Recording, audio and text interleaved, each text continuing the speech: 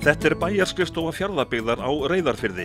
Fjarðabyggð eitt yngsta sveitarfélag landsins, þar sem það varð til úr sameiningu 14 sveitarfélaga í nokkrum áföngum. Íbúarnir 5.000 og bæjarkjarnarnir 7. Flestir í Neskaupstað og svo koma Reyðarfjörður og Eskifjörður. Tekjur Fjarðabyggðar hafa verið yfir landsmeðaltali á undanförnum árum. Loðnubrestur setur líklega strik í reikninginn á þessu ári. Sveitarfélagið var nokkuð skuldsett, en á undanförnum árum hafa skuldir verið greiddar upp. Já, við höfum verið að gera það. Náttúrulega þegar að álvers uppbyggingin hefst, hér á árunum 2004, 2005 og 2006, þá förum við gríðarlega mikla innviðu uppbyggingu í tengslum við byggingu álvers Alcoa á Reyðarfirði, sem var nauðsynleg, en því fylgdi náttúrulega mikil umsvif, síðan kom efnahagshrunið og var nú ekki til að einfalda neitt. En að því að Fjarðabyggð hefur þessar sterku stoðir, þá höfum við getað tekist á við þær. Við vorum skuldastaða okkar mjög há, við höfum unnið á henni markvisst og það hefur verið svona megin verkefni síðustu bæjarstjórnar að takast á við það, en við höfum samt aldrei látið það kannski koma niður á annarri uppbyggingu, við höfum reynt að halda það náttúrulega í við fjárfestingar og fleira. En þetta allt saman á horfið til betri vegar. Þannig að skuldirnar þær bitna ekki á uppbyggingu? Nei, við höfum reynt að gæta þess eins og við getað og eins á þjónustu við íbúana að halda henni góðri, því að það náttúrulega íbúarnir sem byggja okkar samfélag, við erum að vinna fyrir þau, við sem erum kosin í bæjarstjórn. Og það hefur gengið vel, eins og segi, vegna þess að tekjustreymi mikið, sterkt atvinnulíf, því að ef maður hefur ekki sterkt atvinnulíf þá er það náttúrulega gefið að maður hefur enga velferð. Íbúum hefur fjölgað hérna? Já, okkur hefur fjölgað. Við náttúrulega sameinuðumst á liðnu vori, á sameinaðis Fjarðabyggð og Breiðdalur, en umfram þá sameiningu þá höfum við okkur fjölgað núna þó nokkuð á liðnu ári og sem afar jákvætt og það svo mikið taktið það sem við höfum alltaf vita. Við vitum að það mikil tækifæri bundin hjá okkur, en það ekki nóg að tala um tækifæri, við þurfum líka að nýta tækifærin og svo sannarlega höfum við svolítið einblínt á það hvernig við getum byggt upp og fjölgað stoðunum. Hér núna laxeldi meðal annars í uppbyggingu, ferðaþjónustan hefur verið að byggjast upp, en við þurfum að hlúvela þessu, þannig að hér okkur muni fjölga, við höfum nóg pláss. Hver eru stærstu verkefnin á þessu ári hvað varðar uppbyggingu? Það sem við erum í helstu fjárfestingu núna, við erum að stækka leikskólann á Reyðarfirði, hann sprunginn. Það svona eitt af þessum ánægilegu verkefnum að sjá það, þegar leikskólar og skólar eru að springa af fjölda barna, þá vitum við erum réttir leið.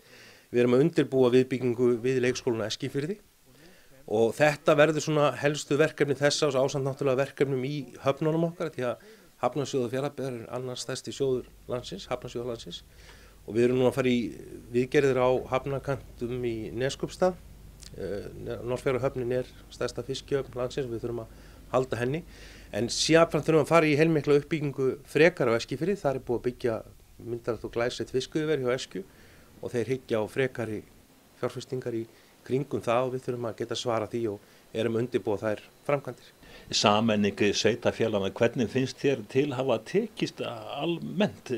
Rígur á milli hverfa? Ég held nú oft hann nú kannski meira góðlátlega, menn svona að reyna að halda í gamlar hefðir í þeim efnum. Sameining getur alveg tekið á, við höfum þetta að finna það. Fjarðabyggð búið að sameina síðan 1986. Þá hefjast sameiningar sveitarheppana við þéttbýlin á Eskifirði og síðan sameinust við 98, 2006 og svo aftur núna. Við erum svona fyrsta sveitarfélag sem sameina þéttbýliskjarna þvert á svona landfræðilega stórt svæði. Þannig að þetta tekur alveg á, en ég held samt að við séum öll sammála það og við sáum það kannski í sameiningu núna og sameininga umræðanum í vor við Breiðdal á liðnu ári. Þá fórum við kannski aðeins öðru hugafari þar. Ég held að þetta engin spurning að þetta hefur styrkt þetta samfélag, en auðvitað hverfin okkar eru misjöfn á stærð, okkar minnsta hverfi þar búa 11 í Mjóafirði og síðan í það stærsta sem eru 1550 manns. Sumstaðar glímum við það að hafi fækkað, við viljum náttúrulega sporna við því og snúa því við og ég held að við sem öll saman að það gerum við betur saman heldur en ef þessi sveitafélög stæðu ennþá, þessi gömlu sveitafélög sem hverfi stæðu sem sjálfstæð sveitafélög. Fjarðabyggð hefur á undanförnum árum unnið að því að háskólanám verði í boði fyrir austan. Sú vinna heldur áfram á þessu ári og forseti bæjarstjórnar bjartsýnn á að háskólasetur verði að veruleika fyrr en síðar og þá í samvinnu við háskólann á Akureyri. Já, við höfum svona forgöngu að því með fyrirtækjunum okkar og síðan kom inn í það Fljótsdalshérað, menntaskólinn, verkmenntaskólinn, að mynda slíkt háskólasvæði. Það er eitt af þessum grunnstoðum sem ég tel að sé svo nauðsynleg fyrir samfélög framtíðar. Nú þurfum við að horfa svo vítt, við erum í samkeppni með unga fólki okkar, ekkert bara við höfuðborg og það eins og var, heldur við erum konið samkeppni bara um heiminn. Við þurfum að skapa aðstæður í þessum samfélagum, þar sem fólk getur sótt sér nám, menningu, félagslegar aðstæður, jafnrétti og fleira. Þetta er allt saman hluti sem við erum að takast á við núna og við þurfum að takast á við út á landi til þess að skapa aðstæður til að fólk sé hjá okkur áfram, það velja okkur sem búsetukost.